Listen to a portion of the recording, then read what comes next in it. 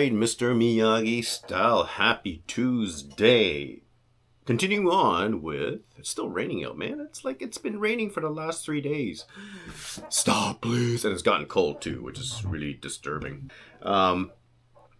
Just doing the part 2 of 3D Printing 101. I discussed on the first part the difference between the two printers. Okay, so I'm gonna focus these segments and 3D printing on FDM printers, just because it's a more widely used printer and it's an easier printer to get into, to repair, to upgrade, that kind of thing. It's more economical for this printer for most people, and it's it's more safe as well, just because you're dealing with very strong fumes from liquid plastic, that kind of thing. You have to wear safety apparel. You have to have a well-ventilated area for the resin printers, whereas the FDM printers is not as bad. Yeah, you still get that. It's actually not VOT, I said the other day. It's actually VOC. You guys can look it up. I don't know what it stands for, but it's a certain type of fume that's given. It's almost like a poisonous, toxic fume. That plastic, when it heats up or melts, it puts out this VOC fumes. Prolonged exposure to these fumes is actually not very good for you. I've been doing it for a while now, 4 years, and I was actually at the beginning when I was doing this, I didn't really think about stuff like that. And what was happening was I was doing it indoor in my basement, and there was no windows, there was no well ventilated areas, and I was doing a lot of printing because I was learning, and I was pumping out prints left, right, and center. And on top of that, I was spray painting indoors and stuff like that. Real brilliant, right? You think at this age I would have learned, but I actually got sick because of the fumes and just the constant exposure to spray painting and plastics and stuff like that. So I decided to air out my basement where I had my 3D printer, so it was a little bit better, and I got better after that. It took me a while to get better, but I still feel, sometimes I still get that weird feeling, and I don't know if it's permanent damage or whatever. But just as precaution, guys, just make sure that you're safe from doing all this. Anything that you do does have these kind of dangers and poisonous fumes and that kind of thing. So as long as you take steps to making yourself safe from it, then you should be all good. Anyways, safety aside, I will be concentrating on FDM printers again, and I'm going to show you in this segment, I'm just going to show you a few things that you can do with it. Actually, a lot of things you can do with it, and the stuff that I've done. I can't show you everything. Literally, in the 4 years I've got shelves of stuff that I've printed. Back to FDM printers. I'll get into more technical aspects of the printer and what you need to get started, where to buy. I'll drop some links of some suggestions. There's so many different brands of FDM printers out there. I have Geeetech, which I bought a few years back. It was really popular back then. I like the motherboard on the Geeetech better. But there are a lot of alternatives out there. There's the Creality Ender series. There's Anycubic. There's like tons of different brands out there. They're pretty much, with the FDM printers, they're pretty much the same. Like if you look at the Ender series and then you look at the Geeetech, they're very identical in terms of hardware. The only difference you're going to see is the motherboard differences. So and I'll explain those as I go, so you know what you're looking for. You don't want to start off too expensive, too complex. What I suggest is start off with something cheap, something small. Get used to it. I would say 75% of your work is going to be on your computer. So you need to be comfortable with that. There's several pieces of software that you can work with. I only work with 2 or 3. I'm going to show a few things that I've done and show you things that I've actually marketed and I'm selling. Things that I do pretty much every day. And most of the stuff I designed on my own. So if you have the knowledge, I grew up with a mechanical drafting background, so I have some knowledge in terms of design work. I majored in the art, so I have some skills to do that stuff, but I'll show you guys that if you don't have those skills, how to get started on this software. There's software that's really easy to use. I'll probably do some tutorials with you guys if you want. Also, there's several sites that you can actually download pre-made, pre-designed stuff that you just have to put in the software and filter it through DSlicer and dump it into a print-ready file that you can print. There are several steps to get from an idea to a three-dimensional object printed. Okay, And I'll show you how to do that and how I do it, so that you can, you know, if you want to start your own business, do your own design work, it's a good place to start, and then places that you can get started on where you can market and sell your products. In terms of what you can do with with an FDM printer, just remember that I'm using a 0.6 nozzle. Okay, and I explained this very briefly in the last segment. There's different types of nozzles that you can buy, or print heads. I don't call them nozzles, print heads for your FDM machine. And what it does is it goes through how it works is this spool of plastic goes through these extruders in this feeder, and it goes into the to the heat gun or extruder, they call it. And it's heated and it's pumped through like a pen, like a hot glue gun basically. And that tip, if you look at the hot glue gun, the tip is relatively wide, so it comes out pretty fat, right? So same idea. When it melts and comes out, you can either do a very thin print head with thin lines that give you a little bit better quality, more detail, a little bit more smoother, or you can go a little bit thicker, and they go up to, I think, 0.10, I think. I don't use any of those. I only use a 0.3 and a 0.6. I've never used the larger ones just because I think it will lose detail. 0.6, I've tried 0.3 and 0.6 and I've done the comparison. 0.6 seems to be kind of the medium where you can do pretty much everything and be okay. And if you want to do small figurines or small prints, you can do the 0.2 or the 0.3. And then get a little bit better detail on those little figurines. And I'll show you what I've done with a 0.6, and you can do it. It's just, I don't know if you can see on the camera very closely. I'll probably have to do like a close-up from up top to show you what you can do with these printers and what I've done. And what I've done to make money out of it. I'm not getting rich off it. I'm just doing it on the side and make some, you know, just to pay for my lunch or my coffee or whatever. It's not huge. It's not a big money maker. Million. You could if you want to do it. But the problem with a lot of these designs that if you want to do mass production, you would have to patent your product. And I went through patent with one of my products, and it's literally in Canada here. Patenting is a pain in the ass, and it's not cheap. It's a long process to patent a product. I don't know how these big companies do. I guess they have lawyers to do all that stuff. But you'll see the one product I've got at patent, and it's still going through patent right now, and it's been 4 years. It's crazy how long patent takes, and every little change that you make, you have to change that patent, go through the process again, and reapply, which is a real pain because I'm constantly making changes to my product because I'll design something in final, and then I push it out, and then when I actually use my products that I've designed, and I'll show you which one I'm talking about. I'm like, okay, I don't like this because I use it, and this could be better, or I can change this and tweak this a little bit. And every time you do that, you have to repatent that particular product. At least in Canada, you do. I'm not sure about the U.S. Canada, and European and Asia patents are very different. And I'll tell you what I mean in a second. So I'm going to start off by showing you what I've done. I'll start with the stuff that I do on a regular basis, which is creating, designing accessories. I do a lot of stuff for my hunting, like my bow mounts for my bow, my crossbow. I shoot airsoft guns. I have airsoft rifles that I create mounts for it as well, for cameras and for lights and stuff like that. The variety is so wide. You can do whatever you want as long as you have an idea in your head. If you can put it down on paper and on the drafting the tool to create it, you can print it out, right? So first and foremost, I'm going to go through camera stuff because my segment's mostly on cameras and gadgets and stuff like that.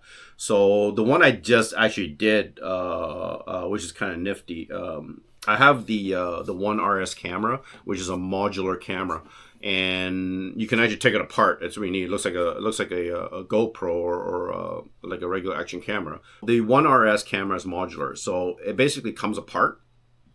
And you can create different configurations. I just got the vertical battery for it, and I turned this into a selfie pen.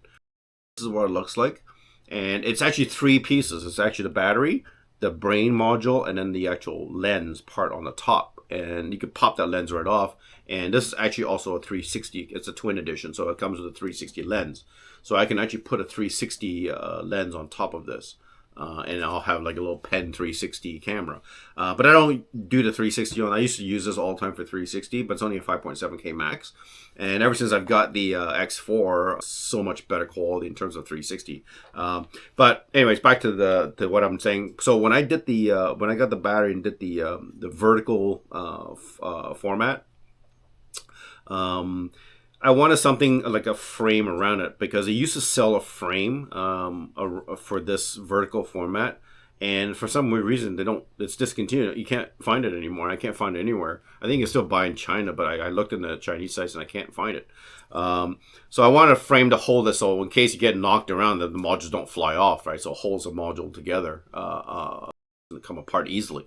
And I actually, on one of the sites where you get a lot of free 3D prints, I actually found somebody who actually created a very basic frame for this, which, let me see what I have. This is a basic frame right here. I don't know if you can see it on the camera. I wish you could in detail. I'll zoom in and zoom out and see if you can. This is just like a little bracket, and you just slide your camera inside. Well, I didn't like it because the holes weren't right, because it's covering the USB charging hole, which is down here, to charge a camera or download videos, and it has an open I think it's for a different RS model, maybe just the R model, which has different holes. The other thing that you can do with downloaded models is that you can modify them. Okay, in the industry, in print industry, they call them remixes. So they take a piece of design, and everything that's free, it's basically open source. And then people do this all the time. So they'll take this and they'll actually make it better. They'll modify it to make it better for them, and which is what I've done with this one. So what I've done with this one, if you look at the two, one is thicker than the other one. Okay, so I put in this is the basic one. So what I did was I made it thicker, so it actually covers a little bit more of the camera. I've actually closed up that hole that's useless on my camera, and I left this hole, which is the power and the capture button. And I also created a hole for the USB for this particular format. And the other thing I also added was that I bumped the if you look at the top here, there's a bit of a rise. I have these little things. They're tripod mount loops, so you can just tie a tether to it, and it just screws in. And what this does basically, it holds this piece of plastic onto the camera so it doesn't slip out, or it doesn't slip out. It's pretty tight in there, but just as a secondary precaution, right? So it fits really well, and I have a little tether loop at the bottom. And the other thing I didn't like about this one is it's kind of slippery, whereas the RS modules are really nice. The Insta360 RS is like almost like a rubberized body on it. It's got a nice grip, and when you put it in a frame, it doesn't have that grip anymore. So I created little sort of little textured bars, so then you have a good grip on it. So things like that. I've taken something very simple and I've remixed it into something that's, for me, it's awesome. I might add something else to, maybe add like a little camera cold shoe on top of it or whatever on the side. And I have this file that I remix or redesign, and I can always change it and alter it later on if I wanted to. So that's one. So things like that you can do, taking something and re-customizing that particular item, because somebody's already done 50% of the work or 75% of the work. You're just taking that piece, and somebody will probably take mine. I'll release it out free, and somebody will probably take mine and they'll alter it to their liking. So you can't keep doing that. It just kind of goes in tiers, right? The other thing I also made was the X4. Some guy had made a holster for it, right? So what I did was I altered it, I remixed it because they didn't have the right holes for a belt loop, which I have a bunch of these, and you can buy them cheap on Amazon. So it just clips on your belt. He had it like on here, a clip, and then he just used like a tie and just hung it on his belt. It kind of looks I didn't like it. So I created this, and for me to do this, I had to alter this part. It had to be thicker for me to do screws, to do Chicago screws on here to hold that belt clip. So again, I've altered it, and I've also added a few things too, because this is hanging and it's plastic.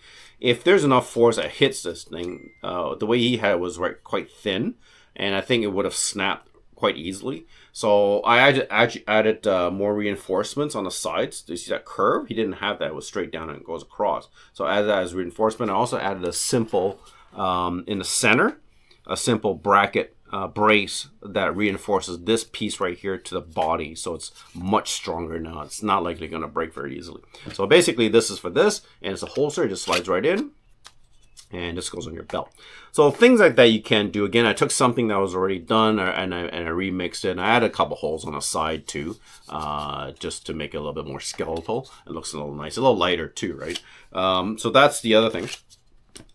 The one I just did last night, this was actually neat. I just got my Insta360 to Go 3. Great camera, by the way. I'm gonna do a review on this soon. So, and again, same idea. Some guy had designed a holster for it, and he had those goofy clips, those paper clip things. I didn't really like. They had like a zip tie. It looks kind of chintzy. So what I did was I did the same thing. I expanded the back of this to accommodate a belt clip, a metal belt clip, and you can put Chicago screws in. And this is really nice. It's really simple, and it just fits right in like this, and it slips right in. So you have a little holster for the Go 3. So it looks kind of cool too. The Go 3 is really tiny. I thought it was the same size as the Ace Pro or the DJI, the old GoPro, but it's actually smaller. It's almost the same size as the old. Remember the old GoPro 4 Silvers? It's about that size, just thicker, and it has that removable camera module, which is really cool. So that's that. So those are the fun things that you can do with it. That you can make. Hope I'm not boring you guys with all this stuff, but somebody's messaging me. Now the other thing I liked also is you guys have seen me with the drone, the hover drone. So you can buy cases for them, and they're kind of like just boring cases and stuff like that. I'm a big holster guy. I like stuff that I can just clip on my belt and I can get access really easily. So I actually designed a holster. Okay, this was a lot of work. This was from scratch up. This was not a remix of anything. I actually built this and designed it from ground up, and it took a while. Now this I don't give out for free. There's some things that you can put out for free, like simple things like remixes like this. You know, with somebody else's work, I don't typically take credit for it. And if I do alter it to the point where I can sell it, I will give credit to the person who designed it, and then, you know, and I won't sell it for a lot of money. It's just the amount of, it depends on the amount of work you've done. If you've done a lot of work on something, if I just did something light like this, I'm not, you know, it's not fair for me to sell somebody's work, right? But this, however, I built from ground up. Nobody did this. This is the original creator. I was the original creator for this. So I wanted to make a holster, again, with the belt clip on the side, and the drone actually just slides in nice and easy. And it's padded on the inside. You can put pads on the inside. You can buy these cheap at the dollar store. And I just pad it on the inside so it doesn't get scratched or damaged. And I have a little tether that I built with these little things. And basically it just locks the drone from, if I'm running, it's not going to fly out, right? And if I wanted to make it a little bit more water resistant, I built a lid for it that just fits right over. And it works with the tether. And I tether over, and it locks that lid down. So now if it rains, it's not going to get on my drone. So the drone is not water resistant, by the way. So I wish it was. That would be nice.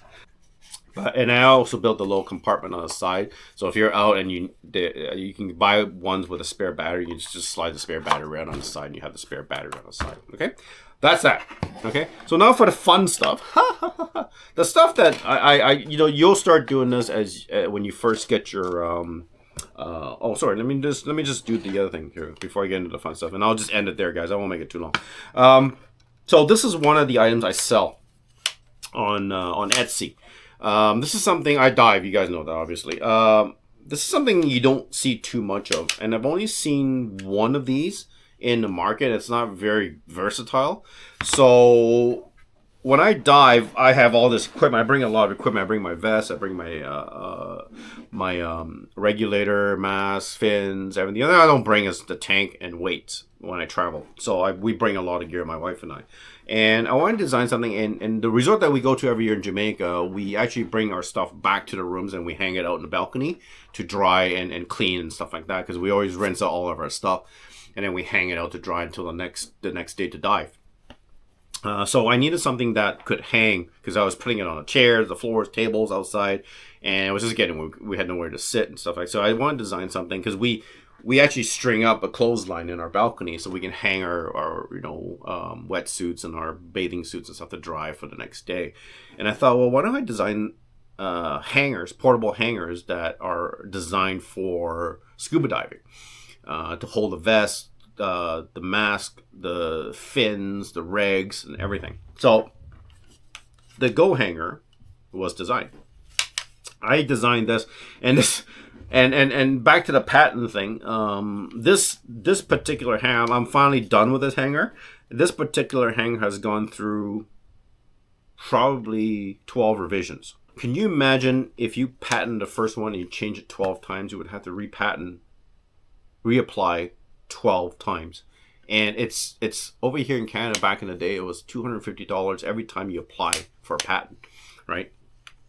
And it gets more expensive. If you go national, it's more expensive. If you go worldwide, because patents only within Canada and within US. It's not outside of North America. Once you go out of that jurisdiction, you have to pay and repatent in that area.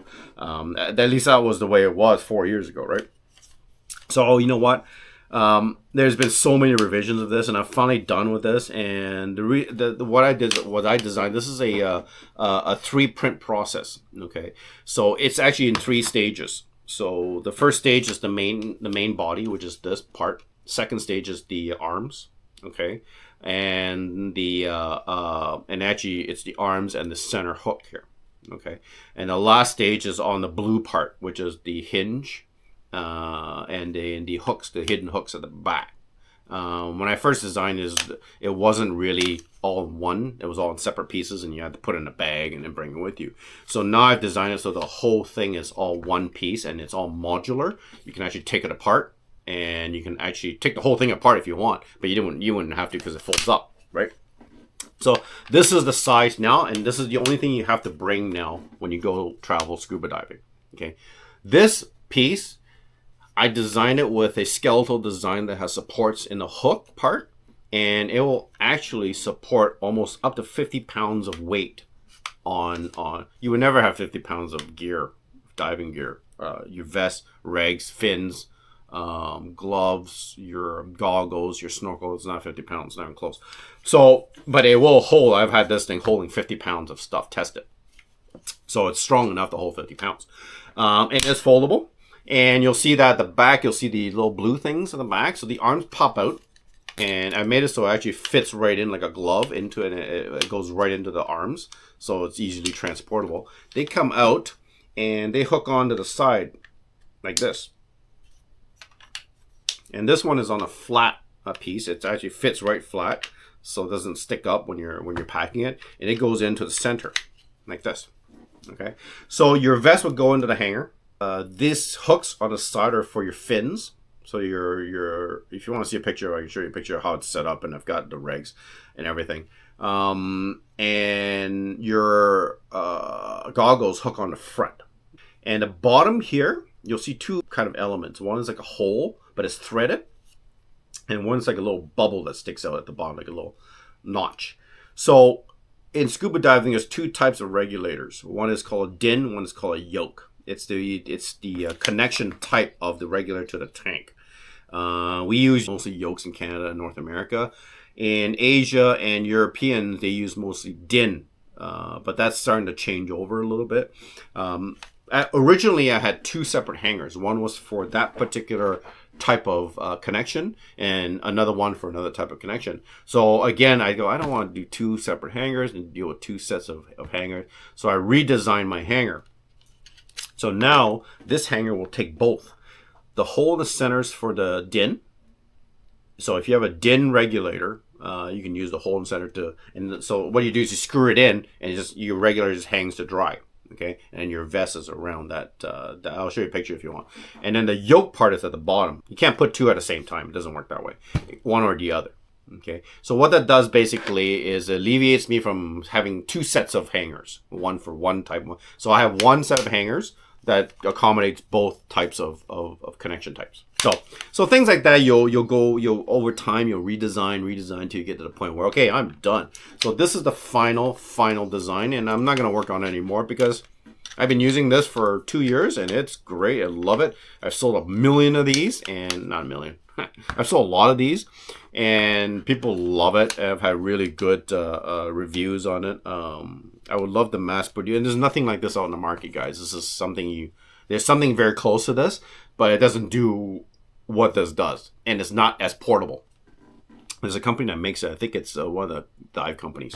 And I haven't seen anything since then like this. I don't know if anybody's going to copy me, or I haven't really searched, so I don't really care. So I do sell these to the dive community here, and also the people I've met all over the place.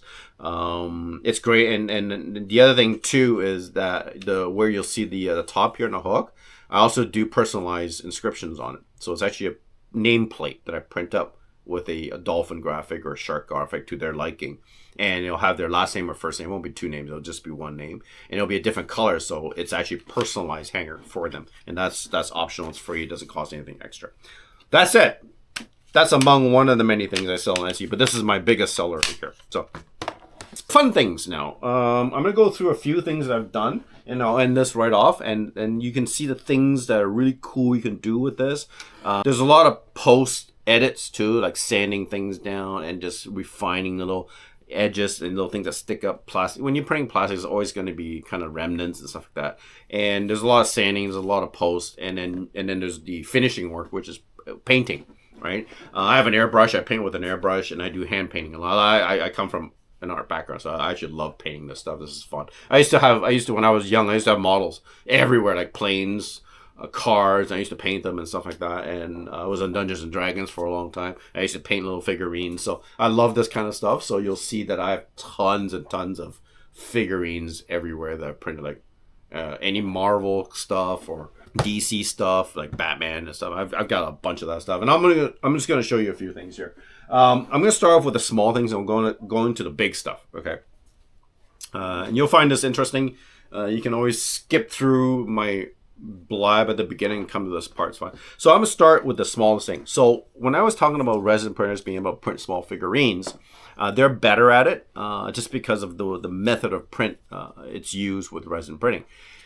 If that's all you're doing, if you're doing very fine work, small to medium figurines, or models and that kind of stuff, and you want the best, smoothest, less post editing option, resin printer is the way to go. Anything else, I would push you towards FDM, just because, again, it's an easier machine to learn, less mess, less fuss, cheaper, and cheaper in the long run to maintain as well. Okay, so this is about 1.5 inches high, and this is on a 0.6 nozzle. Now, it looks good on the camera here, right? You'll see, like, I can literally do this kind of detail on that printer with the 0.6 nozzle. But if you look close, and I don't know if you can see it, I don't know if this is going to focus. If you look close, you'll see banding on the little figurines. I'm going to see if I can try and send you a picture. If it doesn't show up on a video, I'll just do a picture of it and just do it like a little still for you to look at. You'll see banding, like lines all the way across, and you really can't see it from this distance, but if you look close, you'll see it, right? For people who are really into figurines, that's really important because it's detail, and they do paint the details, right? But you can't do it now. This is on a 0.6. On a 0.3, it'll be better, but you'll still see those lines or those banding around the figurine. So you can do something like this if you really want to. I don't do this kind of size. My size is more, so this is my size right here. This is I would say probably 5 to 6 inches is my minimum on that printer. And you will still see the lines, but not as bad just because it's a larger print, right? And you can do it in different layering details. So on the FDM, I can adjust layer closeness. So, and I'll go through that with you guys in the software. So so when it prints a layer on an FDM printer, you can have it higher or lower on the FDM printer. So the lower, the more it presses that line down. So your line is actually thinner, right? So the thinner the line, the more detail and smoother your print is going to be. The thicker the line, the more rough it's going to be, and more coarse your model is going to be. You can do at a very thin line, very flat, very thin.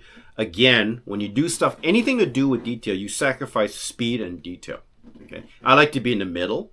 I like to print them all out, you know, like within 2 hours rather than 8 hours. You know, for something that's, I'm not going to waste 8 hours and waste energy to print something unless it's something that you're selling or something that's very important. Then absolutely yes, you can take that time and do it, right? But you can do it with these printers and give that nicer detail. Still not as good as the resin. The resin will still be smoother. Again, it's just the printing methods are so different that there's no way around trying to make it the same as the resin printer. But like, as you can see painted, it looks pretty good. Like as a display purpose, it looks just fine. Like if you're just printing it out and displaying it as, you know, fun stuff, which is what I do, this is perfectly fine, right? The other one. Now, remember I was telling you about there's a certain method you can use to print a figurine that's completely smooth that looks like a resin printer.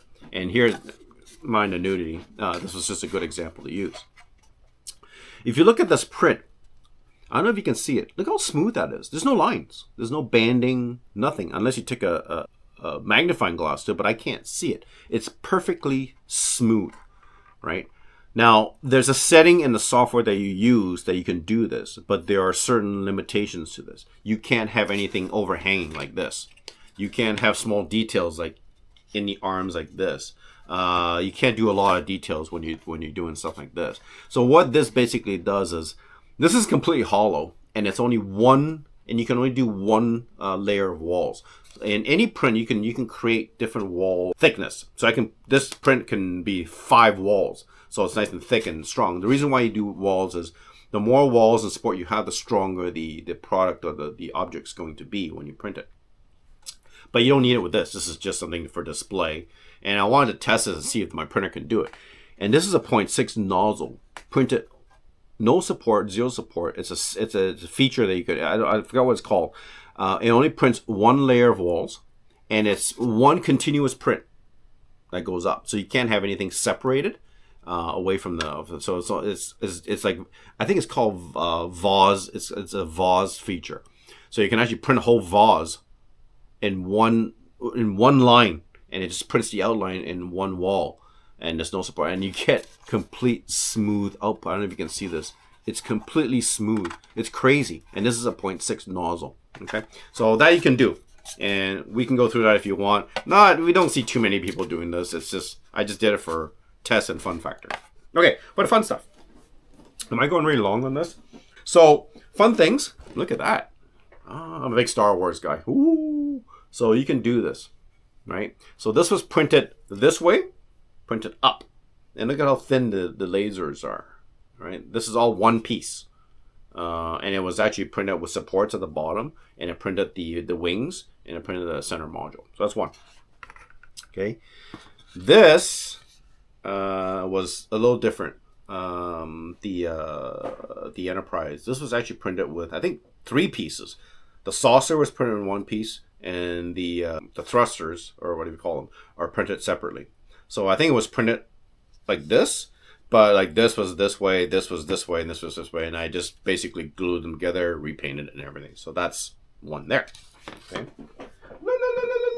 Fun stuff. We'll get to the big stuff in a second. Woo! Like I said, I'm a Star Wars fan. Okay.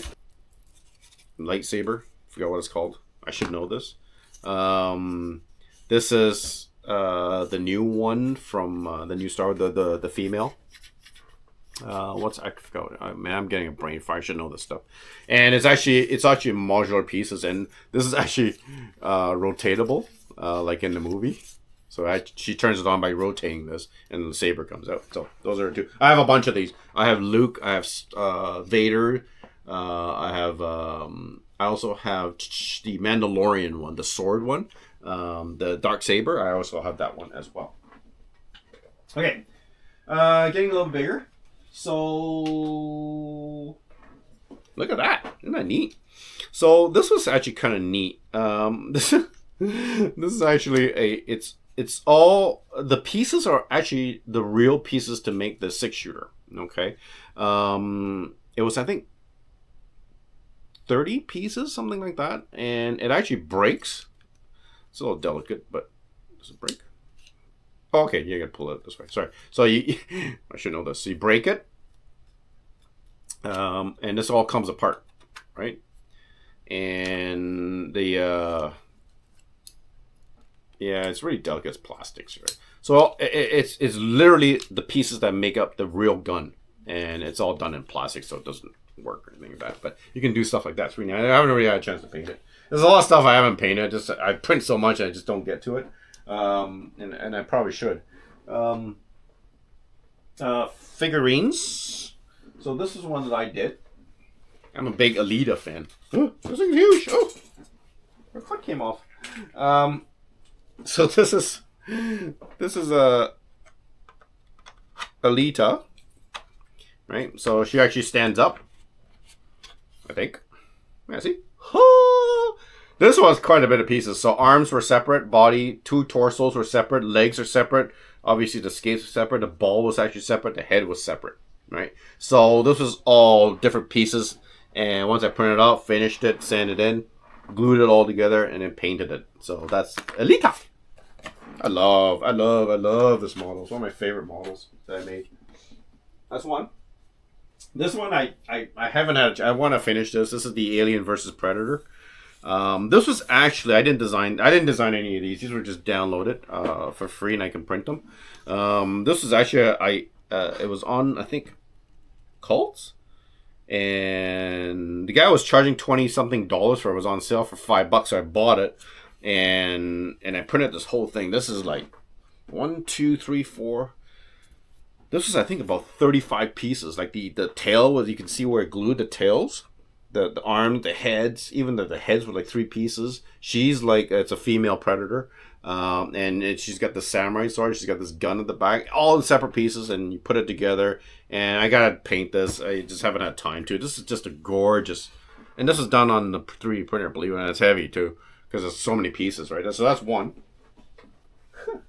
Look at this. Isn't that cool? So this is a rifle that I did. And again, this is, I think, 50-something pieces. And it's actually all the pieces that make up the real rifle.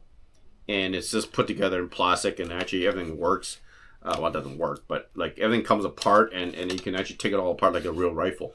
And it's pretty neat, like the stuff you can do. Just pull this out. That's not good. Okay. But yeah, that's another thing you can do. I just did this for fun. I like to challenge myself, and I did all these things to put it all together and stuff like that. This was real fun to do. You guys recognize this? So this is the Witcher sword. Okay.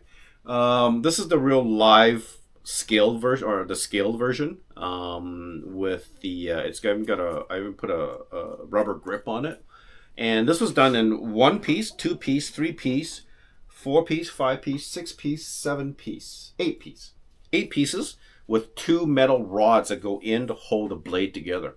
So, and it's heavy. So this is one I did. And painting was really tough. I might repaint this. I didn't really do a good job with the chrome paint. And I might redo it, but I love this sword. It's great. So that's one sword. I'm a big sword guy. I recognize this one. Who knows what this one is? I haven't finished this one. I gotta finish this. This is the Conan sword. I think it's huge, and this is to scale as well. But yeah, I gotta finish this. I put it together, and I haven't had a chance to finish it. But that's I love this thing. It's so big. It's huge. It's massive. All right, so last but not least, this was one of the biggest projects that I ever did. This project took 8 months to do, and you'll see what I mean by that. I'm just going to show you a piece of it, and I actually have the full costume. Is a wearable helmet. All right, so I can actually wear this.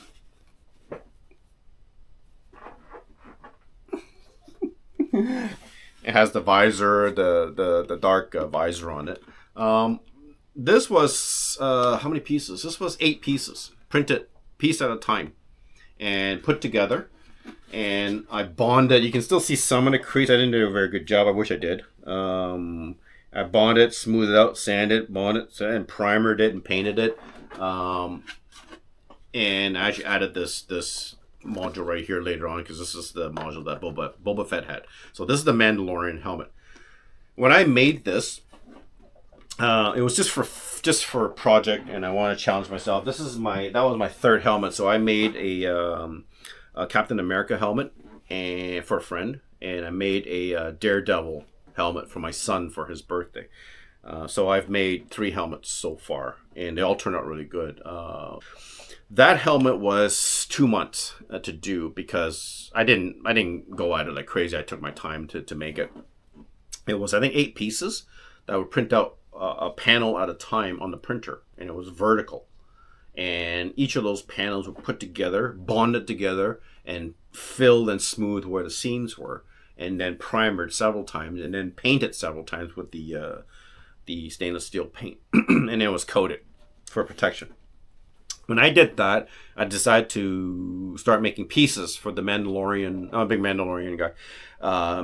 This is the way. No, I'm a big Mandalorian guy, and I started making pieces for a costume for Halloween. And I'll send you a picture of it another time, or I'll show you the whole costume the next time. I have the shoulder panels made, the chest plate made, the gauntlets have been made, the panels for the laps have been made, the belt. The gear belt was made, and I actually built a Mandalorian costume for Halloween when the last few years. So, and I tell you this, guys, it's a great looking costume, but it's a hell to put on and get off. There's so many pieces to put on. I don't know how they do it in the movie. There are so many pieces, the shoulder, the gauntlet, it was just, it took me literally an hour to get everything on, like 45 minutes. So, but great project. I'm showing you all this is to give you an idea of what you can do with this 3D printer. And this is a cheap $250 3D printer that I have. Just think of the applications that you can do with this, and what I've shown you here is a very small part of what I've printed. I have literally like hundreds of stuff that I've done with the 3D printer, and I've done repairs around the house as well, shelving brackets, that kind of thing, replacement plastic parts you can't normally buy anywhere else. A lot of these accessories you can't buy anywhere. I designed these on my own, and you can't even buy them in stores, right? So just things like that get you started. There's so, if you're willing to learn this hobby, it's so useful and it's so rewarding. I love it. I don't think I'm ever gonna quit. I wish my kids would pick it up, because I'm trying to teach my son how to do it, and I don't think he's really interested in it. So my daughters certainly aren't. So, but there's so many things you can do. Anyways, guys, I'm gonna cut it short. If there's any questions, drop me a line. If anything else you want to see that I've done, let me know, and I'll put it up, or I'll put it up on. I'll just do like a slideshow on YouTube. You can see all the stuff that I've done. But there's so much more, like diving stuff, like hunting stuff, like so much more. Anyways, I'll cut it short. Have a good day, guys. Enjoy. Respect. Ciao.